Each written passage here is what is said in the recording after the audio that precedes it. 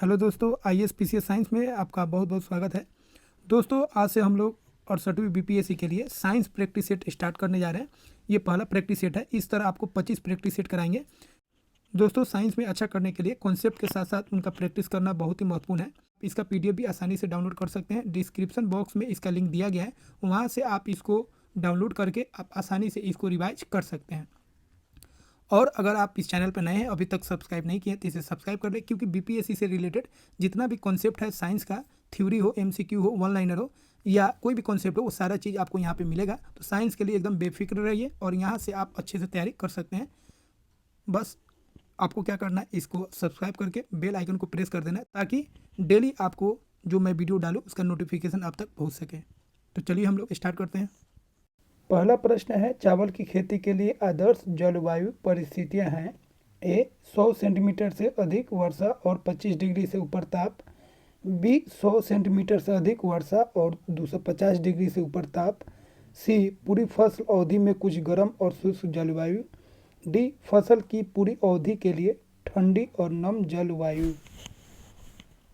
सही आंसर होगा ए 100 सेंटीमीटर से अधिक वर्षा और 25 डिग्री से ऊपर ताप होना चाहिए चावल की खेती के लिए। अगला प्रश्न है, प्राणियों और पादपों की जातियों में अधिकतम विविधता मिलती है। ए उष्णकटिबंध के आर्द्र वनों में। बी शीतोष्ण पर्णपाती वनों में। सी मरुस्थलों और सवानों मैदानों में। डी अत्यधिक प्रदूषित नदियों में। सही आंसर होगा ए उष्णकटिबंध के आर्द्र वनों में। अगला प्रश्न है, भारी मशीनों में स्नेहक के रूप में निम्नलिखित किस वस्तु का इस्तेमाल किया जाता है। A bauxite. B graphite. C phosphorus. D sulphur. सही आंसर होगा बी ग्रेफाइट। अगला प्रश्न है, स्पंज क्या है। ए कवक। बी पादप। सी जीवाश्म। डी जीव। सही आंसर होगा डी जीव। अगला प्रश्न है, एक बीकर 4 डिग्री पर पूर्णतः जल से भरा हुआ है। जल ऊपर से होकर बहने लगेगा यदि इसे ए 4 डिग्री से ऊपर गर्म किया जाए। बी 4 डिग्री से नीचे ठंडा किया जाए। सी ए और बी दोनों। डी इनमें से कोई नहीं। तो सही आंसर हो जाएगा ए और बी दोनों। 4 डिग्री से ऊपर गर्म या 4 डिग्री से नीचे अगर ठंडा करते हैं तो पानी गिरने लगेगा। अगला प्रश्न है, भूमंडलीय तापन का मुख्य कारण किसका वृद्धि है। ए नाइट्रोजन के ऑक्साइड। बी सल्फर के oxide. C carbon dioxide. D carbon monoxide. सही आंसर होगा सी कार्बन डाइऑक्साइड। अगला प्रश्न है, ध्वनि को आंखों के रूप में प्रयोग करने वाला प्राणी है। ए सांप। बी कुत्ता। सी चमगादड़। डी बिल्ली। सही आंसर होगा सी चमगादड़। अगला प्रश्न है, एक ट्रांसफार्मर मुख्यतः बदलता है। ए धारा को। सी आवृत्ति को। बी वोल्टेज को। डी पावर को। सही आंसर होगा बी वोल्टेज को। अगला प्रश्न है, आयनीकरण ऊर्जा के आवर्ती रुझानों के आधार पर किस तत्व में सर्वाधिक आयनीकरण ऊर्जा होती है। A helium. B bromine. C chlorine. D nitrogen. सही आंसर होगा ए हीलियम। हीलियम का जो आयनीकरण ऊर्जा होता है, आयोनाइजेशन एनर्जी होता है, वो सबसे मैक्सिमम होता है, सबसे अधिक होता है, क्योंकि यह इलेक्ट्रॉन देना ही नहीं चाहता है, क्योंकि इसका अष्टक जो होता है, मतलब डुप्लेट जो होता है, पूरा होता है। अगला प्रश्न है, मानव के कुल रक्त आयतन में प्लाज्मा का प्रतिशत लगभग कितना होता है। ए 45। बी 50। सी 55। डी 65। सही आंसर होगा सी 55%। अगला प्रश्न है, जीवाणु ब्रैकेट बैक्टीरिया कौन सी बीमारी पैदा करने वाला जीव है। A malaria. B AIDS. C गलसुआ। डी यक्ष्मा। सही आंसर होगा डी यक्ष्मा, जिसको हम लोग तपेदिक या टीबी बोलते हैं। अगला प्रश्न है, साबुन को जल में घोलने पर जल के पृष्ठ तनाव पर क्या प्रभाव पड़ता है। ए बढ़ जाता है। बी घट जाता है। सी समाप्त हो जाता है। डी अप्रभावित रहता है। तो क्या होता है, बढ़ जाता है। अगला प्रश्न है, निम्नलिखित में से किस जीव का रक्त सफ़ेद होता है। ए छिपकली। बी तिलचट्टा। सी घरेलू खटमल। डी मच्छर। सही आंसर होगा बी तिलचट्टा। अगला प्रश्न है नाइट्रोजन स्थिरीकरण जीवाणु किस पौधे की जड़ के साथ संयोजन करते हैं? ए दालें, बी चावल, सी गेहूं, डी गन्ना। सही आंसर होगा ए दालें। अगला प्रश्न है निम्नलिखित में से कौन सा सही सुमेलित नहीं है? ए ऑक्सीटोसिन हार्मोन, बी एस्पार्टम संश्लेषित मधुरक, सी नियोप्रीन विशिष्ट रबर, डी रेयोन रूपांतरित स्टार्च। सही आंसर होगा डी रेयोन रूपांतरित स्टार्च नहीं है। यह एक तरह का कृत्रिम फाइबर है और मानव द्वारा निर्मित यह पहला फाइबर है। कौन? रेयोन। अगला प्रश्न है निम्नलिखित में से कौन सा पदार्थ प्रोटीन नहीं है? ए कपास, बी केस या बाल, सी लूता रेशम, डी खूर। सही आंसर होगा ए कपास।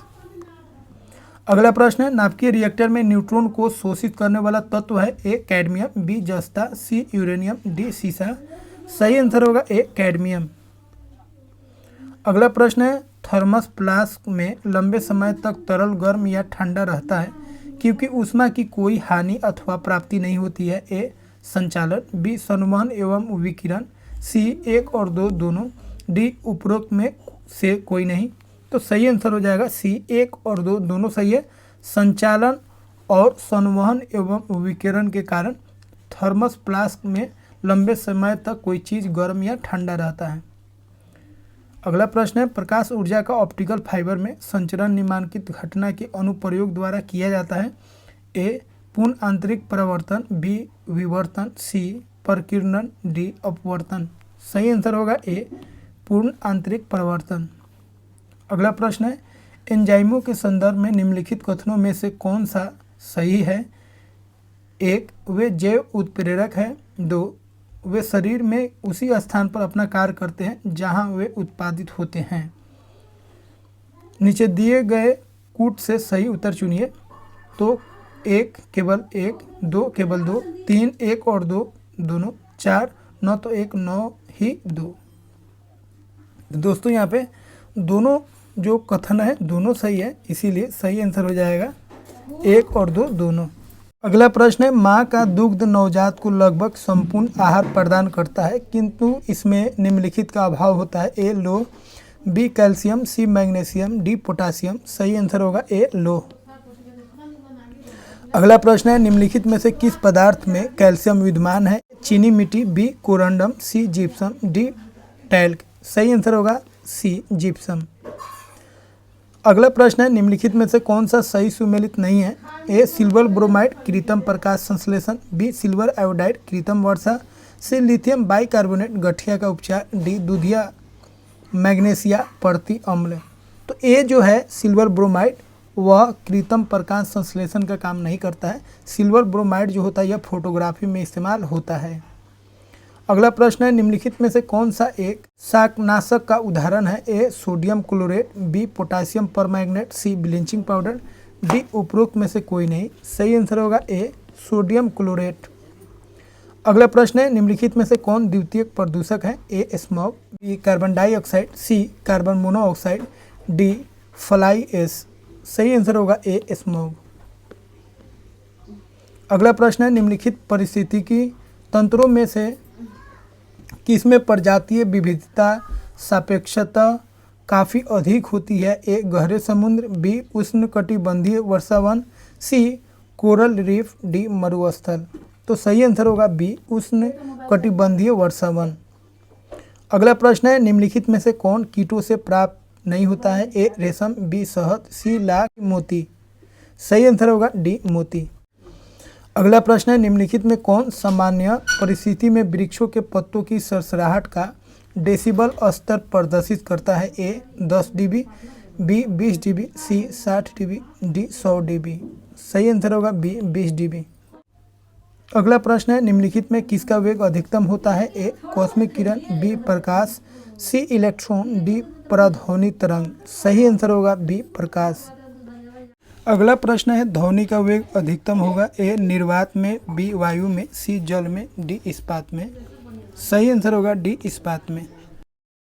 दोस्तों अगर अभी तक आप इस चैनल को सब्सक्राइब नहीं किए हैं तो सब्सक्राइब कर लीजिए क्योंकि यहाँ पे आपका साइंस का लेवल बहुत ही बेस्ट होने वाला है। तो मिलते हैं दोस्तों अगले वीडियो में एक नए सेट के साथ।